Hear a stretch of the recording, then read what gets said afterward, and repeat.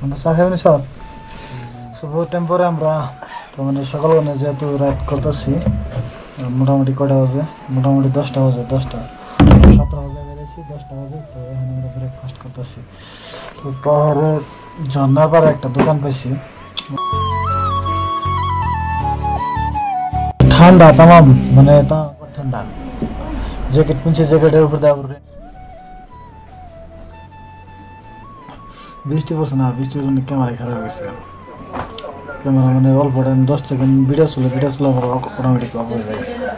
so তাম যারা যারা আইফেন বহুত মজার জায়গা তো আইয়া দেখার বহুত মজা বহুত ভালো জায়গা আর কি মানে অল পাহাড়ে জায়গা তো আর মানে কি বাইক ভালো করে না চলে এলে তাম না ওটা বেস্ট হবে কারণ এমন খাতরা খাতরা টার্নিং আছে যেটা নাকি সম্ভবের বাইরে অসম্ভব আমরা এখানে একটা দোকানে রুকছি যে দোকানে নাকি কাপড় চাপড় অল এভরিথিং পাবেন চারটে আরম্ভ করে সকালে 7টা বাজে বেরিয়েছিলাম আমরা রুমে মানে দিরাং আসছিলাম যেহেতু দিরাঙে ডাইরেক্ট বেরিয়েছিলাম আর দিরাঙে কিন্তু আমরা ডাইরেক্টলি আইসি তাওয়াং